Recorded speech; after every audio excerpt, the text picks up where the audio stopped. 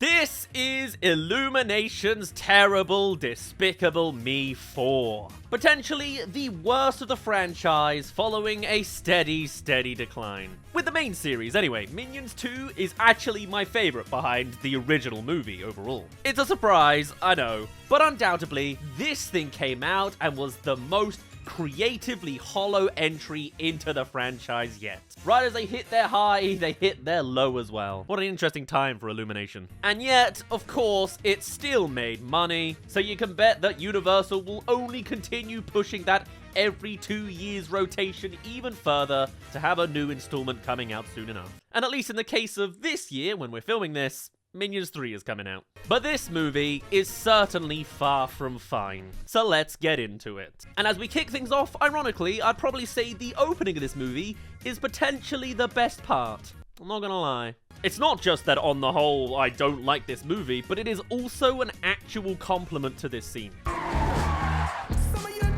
Does it have much relevance to the plot or anything else? Not really. But is it a cool sequence of Gru driving a car? Absolutely it is. I just love the unnecessary amount of riz they gave him for this one scene. It does have to be pointed out though how Pharrell Williams essentially used his monopoly over Despicable Me needle drops to open this movie with a Drake diss track. We later had Kendrick Lamar doing the very same thing at the Super Bowl, but lest we forget we first had Pharrell airing out that dirty laundry in a kids movie. Hey, what are you hiding? Hey, what are you hiding indeed. Cool opening sequence with rhythmic allegations completed, Gru arrives at the School of Villainy. And just as you thought they'd give him some space to re-establish his individual character, no! The Minions turn up in a tiny version of that car. They just had their second spin-off movie and were just in the Illumination logo again, but apparently we can't even go 5 minutes without them at this point. And just to prove their relevancy to this scene narratively, they're quickly escorted to do a bit with a large jello, allowing Gru to crack on with Will Ferrell's entry into the franchise. If it is a grueser, loser! With yet another snarky Despicable Me villain with characteristics that seem very interchangeable with every other character we've met throughout the franchise at this point. It's good to laugh, no? Except this time, he's French. I wonder if they told the France-based animators who make these movies that they were going to be working on another generic French archetype. All your dreams of becoming a famous villain. After an admittedly epic opening sequence, Gru finds himself with so little cred here that he has to go and reference the first movie. You mean that moon? And to be honest, it does really highlight the constant obstacle of this franchise as it goes on, considering Gru's only a full-fledged villain in that first movie. It's perfectly encapsulated in scenes like this, as he really does have just that one crime to really reference. Anyway, it's time for a trophy called the Golden Alumni to be handed out, and would you be surprised to know that Maxine gets the award? Whilst they play the whole Gru being surprised thing. You know, the guy who actively gave up villainy. Maxine uses this platform to hard launch his latest project using cockroaches. Yeah, he turned himself into a cockroach. What do you say about that, huh? Which, after he's just outlined his now superhuman powers no one knew about, is apparently the best moment for the Anti-Villain League to roll in. Courtesy of the Anti-Villain League! At the School of Villainy of all places, with a whole room of villains who don't do anything, whilst their sworn enemies just run amok. Move in! ABL! Okay, where you going? You've got a whole room full of criminals, and yet the Will Ferrell, God, I've forgotten his name because of Pharrell Williams. Ferrell. God, how hard is this? You've got a whole room full of criminals, yet it's just the Will Ferrell bug guy in trouble here. It works out though. After the obligatory beats everyone up seamlessly bit, they just catch him in a net. Cockroaches and all that jazz. This is not over! Ooh, story hook. Not scary at all. Back to the family, and the goat from the third movie is still here. In a world where you don't want to pick up too many unnecessary characters, apparently this guy made the cut. The one character you probably most could have gotten away with omitting. And yet here he is. On to less avoidable characters, here's Lucy continuing to be a shadow of the interesting character we once had in the second movie. There's Who's my favorite husband? Not even involved in the AVL mission this time around. She is just a stay-at-home mum here for reasons we're about to discover. This guy. Yep, we're now going down the biological child route now. Dada. Dada.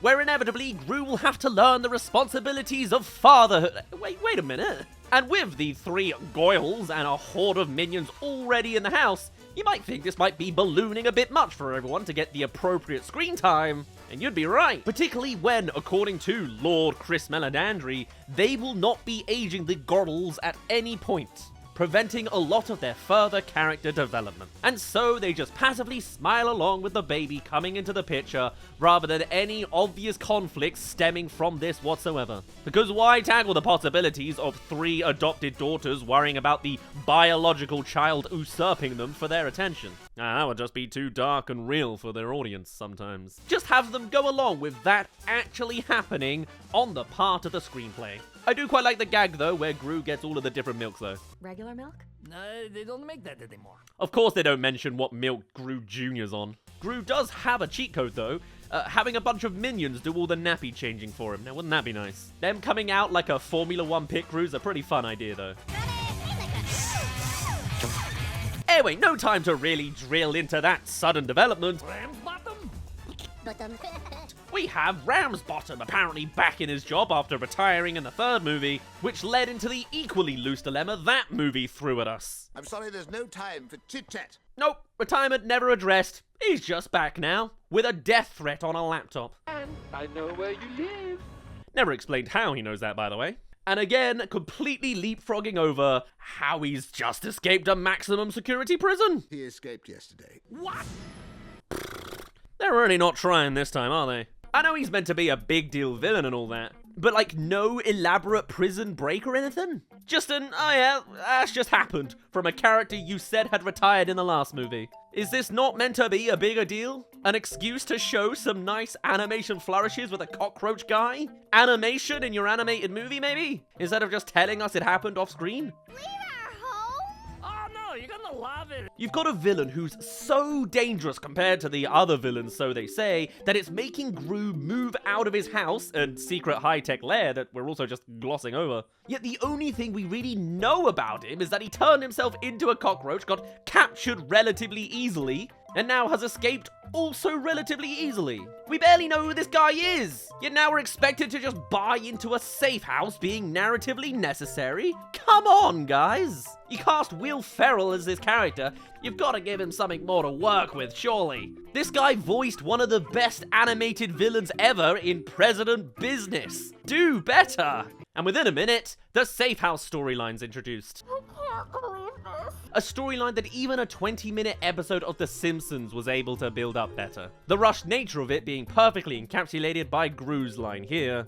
Yes, lot of emotions, big life change. I'd put money on that being a direct quote from Chris Meledandri giving notes. We know by now these movies are aimed younger, which is why certain narrative developments do get glossed over. They almost rely on you not expecting much. But the one demographic they're forgetting about are people who were kids when the first movie came out, who are now, in their early 20s. The first movie was 16 years ago. Where other franchises like Toy Story have developed alongside those who grew up with it, Despicable Me both doesn't allow any growth in age, nor its storytelling. If anything, the story has devolved. Also, shall we write out the problem we've made for ourselves while we're at it? Sorry you can't go with us, Lucky. That's simple, huh? Oh yeah, and remember Drew from the 3rd movie? He's still around. And Uncle Drew. No one can know of your whereabouts. Well, this just gets more convenient by the second. Also, usually it's at this point where Gru would address all the minions about what's happening. This time, however... You promised to take care of the other minions? They'll be safe at AVL headquarters. There is a lot of narrative housekeeping going on in this one car. We are also now 3 movies running in separating the bulk of the minions from the main cast. We've had them turn purple, go on strike, and now this time... Well, we'll get into what the gimmick is going to be this time around with them. Weirdly, Minions 2 really is the most we've seen them in recent years, actually functioning as Gru's minions. But it's fine, we've got the core cast standard 3 minions along for the ride in the safe house, so that counts apparently. The town of Mayflower. And the next feat they managed to achieve in this movie, make it a decently sized detached house for your nuclear family look like a bad thing. Your new home. I mean, I'll take it if they don't want it. In the UK, that may as well be a mansion. No fountain. And that's not all, as they all get aliases as well. My name's Blanche, isn't it? All in the preparation for the aim of the game here, trying to be less interesting versions of themselves. Gru, you're going to have to try to not be so Gru-ish. And that's them set! Whilst the AVL try and capture the villain that they already captured, who last time escaped their maximum security prison, so... what's the end game here? Put him in the same maximum security prison that he already escaped? Seems like a never-ending cycle and a half. Someone call Batman. Stay safe. Over to Will Ferrell's villain hideout, and the one win I will give is him having the cockroaches effectively be his version of the Minions. That's nice. He's like the only other villain in this franchise who has some form of Minions. And if anything, they're more cohesive with him being the guy with the cockroach body. The reveal still feels like it came out of nowhere, but hey-ho. Maxime's back, baby! Beyond his cockroach minions, though, he's quite possibly the most one-note villain we've ever seen. I don't really think any of them have come close to Vector, to be honest, but it's kind of common knowledge that Despicable Me peaked at 1. So what is this guy's motivation exactly? He mentioned people doubting him about cockroaches, and that's all we really know. Even Scarlet Overkill in the Minions movie, they at least tried to slap a backstory onto that character. Didn't work, but hey, at least they did give it a go. He's just such an empty calories character, this guy. Game on. It literally feels like they thought casting Will Ferrell would be enough without giving him any material to work with. He's French and he likes cockroaches. Off you go. Anyway, forget about that. Minions fighting in a swimming pool now.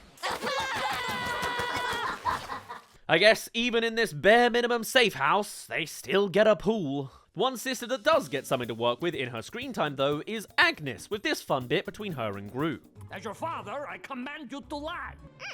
It's a fun idea that she's been so well raised not to lie that she refuses to do so even now it's necessary. Throughout this movie, bar the third one, it's literally the Gru-Agnes dynamic that they pull off the best. Anyway, orphans aside, it's time for the blood relatives to get the limelight. Yep, just you and Dada. As well as this movie's sort of generic wealthy family character designs. Oh, what brings you to the neighborhood? And yes, that's Stephen Colbert, who, by the way, has been best buds with Steve Carell for like over 30 years, so the more you know. Certainly more interesting than the one-note character interplay going on here anyway. Country club, that sounds like a lot of fun. If anything, I'd rather be watching the raw footage of these guys in the sound booth. Anyway, here's some brief sentiment for Margot that they remembered to actually put in the movie. Hey, honey, you got this. That'll do. More Minions, let's have it. By which I mean another filler sequence of Minions doing shenanigans, just this time in a blank canvas AVL room. Just a visual there to complete the lawsuit Pixar are slowly building, where it concerns the aliens from Toy Story. But hey, at least this dog's better animated than that monstrosity from 1995. Slapstick ensues before the retcon finally kicks in. We are looking for the strong to test our super serum. Yep, they've ripped off the Captain America plotline 15 years later. Except this time, it's Minions! And don't you worry, the Marvel borrowing doesn't end there.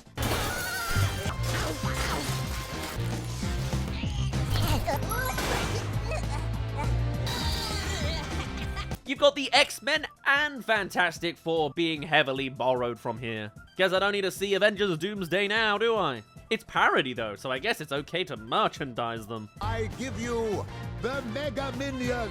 Anyway, with merch-motivated gimmick now fully established in record time, we're back to Agnes and the middle child syndrome herself, Edith, in a karate lesson. Of course, spotlighting the scene on Agnes again. My name? I can't. Honestly, a lot of this movie is just vignettes of them doing stuff as normal people, as opposed to a great deal of story going on. And so, we get this underwhelming karate scene. And Lucy pretending to be a qualified hairdresser. Melora, what are we thinking? A corner that feels like she really didn't need to put herself in. Also, they managed to splice in 2 insert pop songs into this one song with BTS and that Dua Lipa Elton John remix. It just seems so insert pop culture song rather than the more themed soundtrack that we're used to. Classic terrible Illumination. At least there's an identity to the more curated Pharrell vibe that these movies usually have. Are we just getting the one song this time around? Just that Drake diss track from the opening? It's not like they've run out of money to commission him. Maybe he's just going dry. We then have more of the underwhelming villain embellish his plot to steal Gru's baby. Also, of course, that's the plot. Couldn't possibly want an adopted child. They're less valuable than the bloodline. Yeah, I guess technically they are covering it. All I have to do is find that walking boiled potato and his baby is mine. Considering the plot of Fantastic Four First Steps that came out after this movie, the references with the Minions is now even weirder. How did Marvel get beaten to the punch on this story concept by the 4th Despicable Me movie? He also reveals a big robot cockroach mecha thing, and then yeah, off he goes. Anyway, time for some serviceable back and forth between Gru and the baby. Our central emotional arc for this movie, apparently. Very briefly, anyway. You know what? We don't actually get a lot of time between Gru and his biological baby at all. Instead, let's just cut straight to a basic Minion gags and move on with our lives. Hey there! Thank you for making it to the halfway mark of this video. Come subscribe if you haven't already for more terrible movies. With this, we're all covered with Despicable Me 1, 2, 3, and 4. We'll cover 5 if it turns out to be terrible. And hey, we've done Minions 1 under this category as well. So come join if you're interested in more. And now to the second half of this video. Before we're introduced to this borderline Gen Alpha, Gen Z coded character. I don't respect boomers. I just mock them. We're getting an OK Boomer-esque line in the big 2024, who's worked out Gru's true identity with all of her kids of today powers. Powers that the girls, of course, won't have, as they've been the same age since 2020, so they're all millennials? Yeah. I shudder to think how these movies are going to be written when they try to cover Generation Beta. The web? How old are you? Yep. This is very much the mission statement for this character's dialogue. I'm not gonna expose you, because you're gonna help me pull a heist. It does raise a good point, though. If Gru actively has an online profile, this false identity thing's gonna fall apart pretty quickly. I mean, the guy's got a pretty distinctive look, right? Gru. So that's now a plot thread we're going with. Cut to more Minion stuff to loosely justify the Mega Minions arc. In which the Cyclops-coded one slices a hole through the planet. Before back to the actual plot. That's just the thing with these Minion bits. You can't even really call it a B-plot, as there's just not enough there. And even then, I say the actual plot, it's just Gru and Lucy trying to build bridges with this uninteresting first world couple. A montage. That's plot 1. Patty. Oh, neighbour. Oh, Patsy. Precisely what I go to Despicable Me movies for. Conversations about tennis, featuring one of the most overdone dialogue bits in animated movies at this point. Yet again, the character pretends they're good at something bit. I'm too much of a tennis guy with the balls. They are relying way too heavily on Steve Carell doing the funny voice for these bits, I swear. And I can imagine in the sound booth it is genuinely a really funny watch. But now, 4 movies in, you just can't bat with that ball alone. You can't just give him the tropes that we see in every movie and expect him to automatically make that funny. Also, I don't know if it's because I'm British or not, but from where I'm standing, these guys could have just moved in, said the occasional hi, and just gotten on with their lives. Gru's just creating his own obstacles here. But to be fair, that is something that is consistent with his character. I can't say that him getting himself invited into a tennis club is exactly the best example of that, mind you. Then we're all set. See you two at the club tomorrow. Anyway, we cut from the tennis chit-chat to the cockroach spaceship, as you do. You can't hide from me, Gru. Where they continue to just have Maxine marking time with further recitals of what he's going to do until the plot's ready to have him find Gru. It's Saturday morning cartoon logic spread across a feature length, which plays into this franchise if they were more self-aware of it. Mark my words, Gru will not win. Also, win what? What's he winning? But no, it's just the same lazy writing hole as the rest of the movie. That's until they finally weave back into the fact that they went to school together. Oh. That little jerk doing my big number. which is actually appropriate for the silliness of this franchise. You know, I don't hate that. It just feels like they needed to set up that resentment better than they did. Wouldn't this reveal have been funnier if they properly built up this long-standing rivalry? If there was this big, terrible thing that Gru did, and then they revealed that this was it, that'd be great. Like, establish this guy had a proper vendetta against Gru earlier on, and then show us why here with this reveal. They had the right ingredients to build Gru a true arc nemesis that stems back to childhood, yet they've actively failed to build up to it like that until this moment. I go back to it just feeling random that this was the guy that put Gru into a safe house, and it's even more frustrating when you see how they had the right backstory for it. They just didn't set it up at all. Too much prioritizing of the merchandising ripoffs they could do. Anyway, with that out of the way, them stopping at a gas station with their massive cockroach ship is actually pretty funny. Not to mention how weirdly topical this line is now. Ooh, wow. It is expensive, no? This is the kind of stuff you do with a Will Ferrell character. More of this, please. If each moment they cut back to Maxine to mark time before the third act, it was just another skit like this, I'd probably be more on board with him. Anyway, let's cut back to Agnes now, continuing her arc with that damn goat from the third movie. You don't think he'll forget me, do you? I did not see this goat enduring the longevity that it has. Nice touch that the cereal's called Fluffy though. Though that's now at least twice that they've checked in on a gag from the first movie. Not a good sign, is it? You also feel like they're not fully confident on what they're doing with Lucy's character. Now she's even more untethered from the AVL agent persona. She's now just a sort of quirky mum character that occasionally displays the agility of her former self. Shopping is the #1 cause of pulled hamstrings. Probably didn't know that. Leading us into this bit where she's chased by the woman whose hair she messed up earlier that turned into a big Terminator 2 bit. Again, well-trodden soil here, but serviceable by Illumination standards.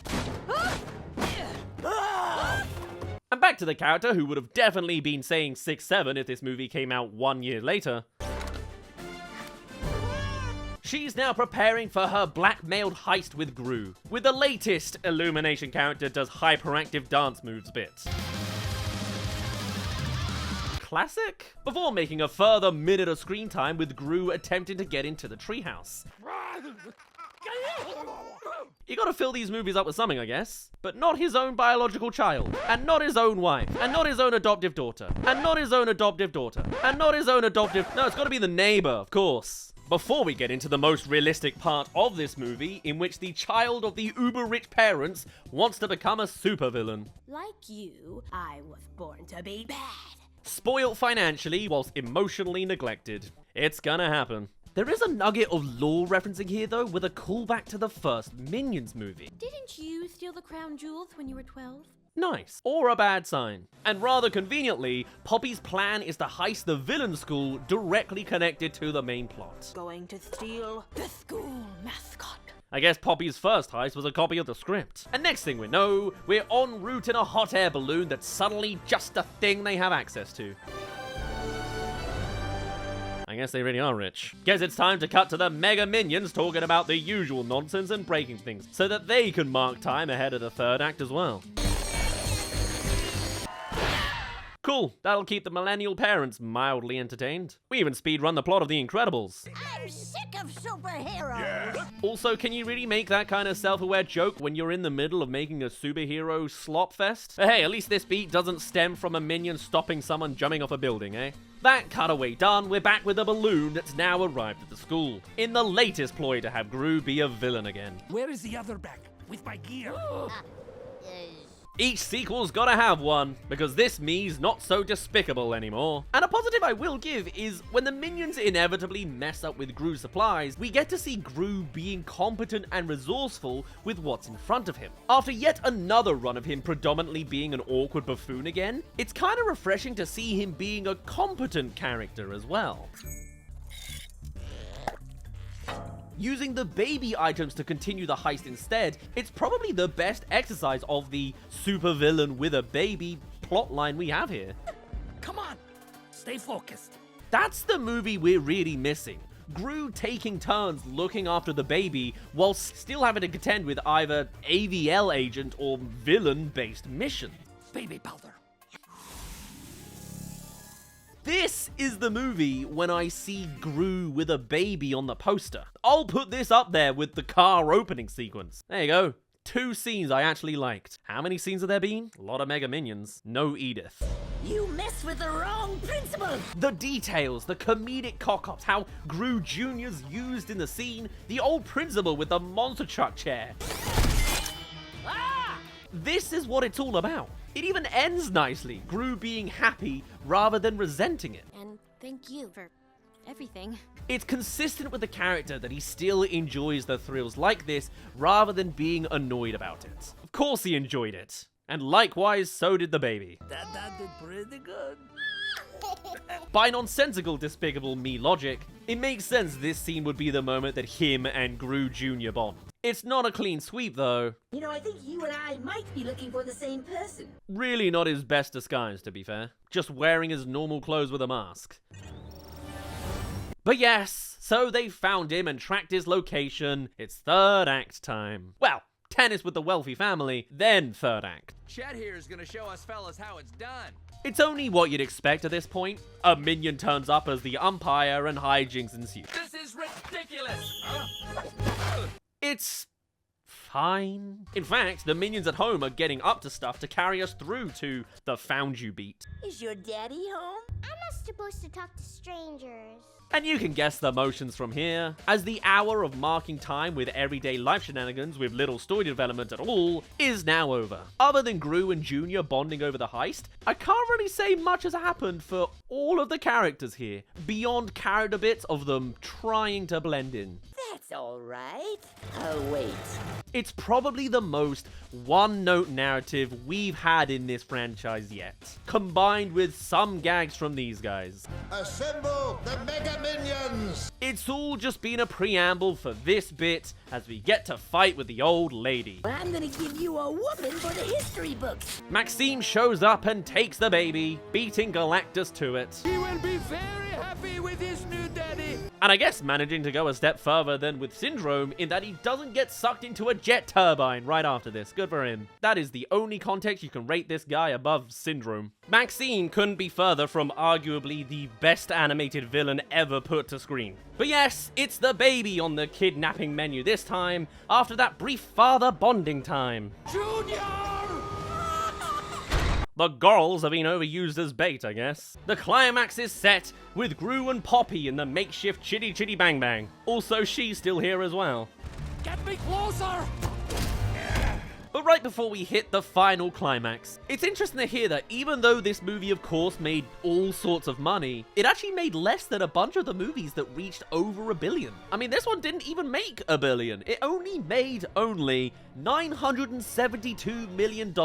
So I doubt they were very upset about it, but even still, it's a noteworthy decline over the highs of some of Illumination's prior stuff, both in quality, creativity, execution, and actually in finances. This one's a bit of a lull. Although saying all that, the number probably more than doubles when you add on the actual franchise sales, so I think they're fine, but I thought it was a notable thing to note, now that we're at the end of it here. All throughout, this movie has been otherwise far from fine, right? Okay, let's wrap this up. You're doing great! And just like third movie classic, the action in the climax is engaging to watch. It's good animation, it's well done. Yet once again, it feels like it's been a lightweight preamble of a movie to get to it. And we only have 10 minutes until the credits roll. Once again, they've gone short with this one, despite the bulk of this movie feeling like it's stretching things out. See for yourself. This should be a snappy movie, yet why have I been bored on several occasions? Maxine goes pretty far here though, mutating Gru Jr. actually into a cockroach. Crazy. And now he belongs to me. It gets reversed pretty swiftly considering how little runtime we have left. But first we have Gru fighting the cockroach mecha, also briefly. Before a final fight between Gru and Maxime, who really don't seem to have the nemesis chemistry you'd really want, as they've only had like a couple of minutes on screen together. Too bad you can't fly, huh? The villain schools, such an interesting idea they could have shown more of. Yet, like this movie's other good ideas, it's sort of wasted as a concept. If I didn't know any better, I'd just assume they're gonna do a spin-off prequel about all of this soon. Remember how often Gru and Vector were beefing in the first movie? There is a fraction of that in this one. Anyway, they have a fight on a building site. It goes on for a sec before we allow ourselves an emotional climax with Gru getting a rare, predictable is he gonna die moment that he's not often awarded. It's okay, Junior. Dada loves you. And yeah, that does the job. And this would be the point to have Maxime fall to his death. But one, that's way too dark for these movies. And two, we have to loosely justify this mega Minion side quest. Don't forget them. If you thought they were going to come in at a more crucial time, think again. Because otherwise, they could have really ended it at the point that Gru and Junior defeated him, right? Nice try. Just to really emphasize how non-essential this mega Minions bit was to the whole movie. Beyond a Universal executive going, "Do it for the merch, Meladandri!" But yes, all is resolved. Lucy and the girls turn up from the side quest they were left with so that the boys could have their own little final boss fight alone. Junior! Not only is a biological child more valuable than adopted one, but he's also male. Aw, my boys. We could scratch out the 4 other females in the family now. Ha ha! Now we're in business. Holy cow! You guys okay?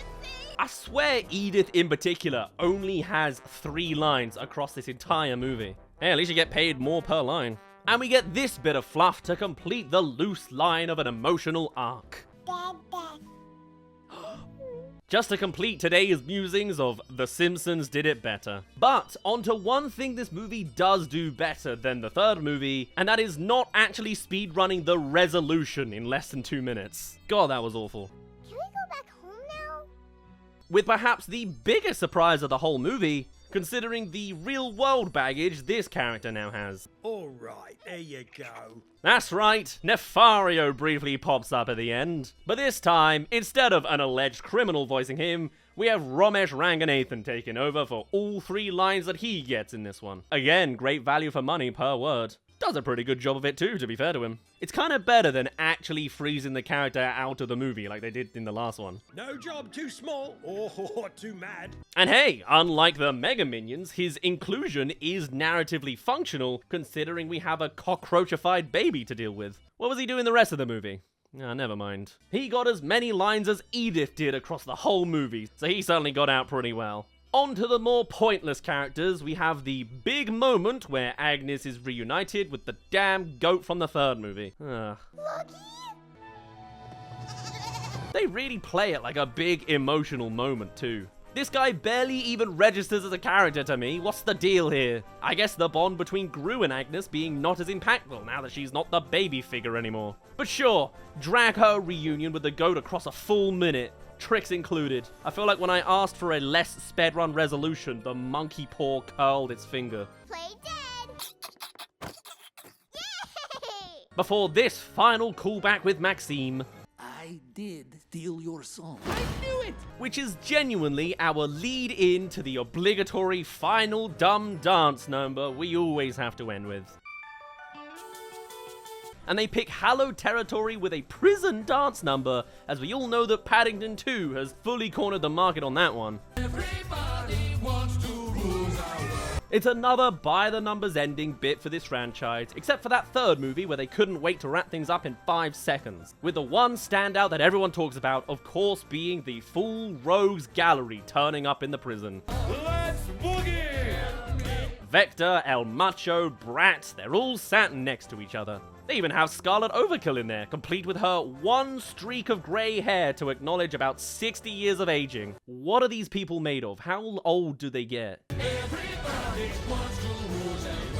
Very fitting, obviously, having all the villains singing "Everyone Wants to Rule the World." A pop culture reference, but hey, at least they were slightly more thematic this time than normal. Though them finishing on the verse seems nothing ever lasts forever, feels a tad insincere when this movie is concerned. That's enough for a team-up revenge plot if I've ever seen one. That's one way to get hype around this franchise going, I guess. Creatively bankrupt, but that ship's already sailed for this series, let's be honest. Maybe that would have been more fun. A tease of that rather than a whole dance number. But anyway, that is what we do have here. And that was Illumination's terrible Despicable Me 4. The latest installment in a franchise that's been running out of steam for over 10 years now. It's still almost made $1 billion. So of course we're going to be getting plenty more where that came from. And thankfully it sounds like the Minions alternative movie franchise is better. Somehow they make it work. I don't know how they're going to make the next one work. They've already got 4 children, a wife, a neighbor, a friend scientist, a boss who's retired and then he's not, and a collection of villains all combined together at the prison. Can't wait for them to add a mandatory extra pet for all the characters that don't have pets yet, more parents getting involved to make things more mixed over, and probably a boyfriend or 2 for the kids as well, just to really go Ice Age 5 on us. At the very least, since they pumped these out so damn quickly, at least they're not going to have the Toy Story 5 problem where all the voice actors clearly sound aged and old. That's today's lesson, I suppose. Just keep pumping out movies every 2 years like cockroaches and make your billions, because nobody cares when you stick a Minion in front of the forming, enlarging cracks. On that note though, I'm gonna finally end it off there. My name's been Daz. Thank you very much for reaching the end of this video. Do tell us your thoughts on all things Despicable Me 4. Would you argue this one's good? I think it's been a pretty clear direction since 1 and 2. I'd love to hear all of your thoughts and more. Can't wait for the 5th one that's yet to be announced. And I shall see you all in a little bit. Cheerio!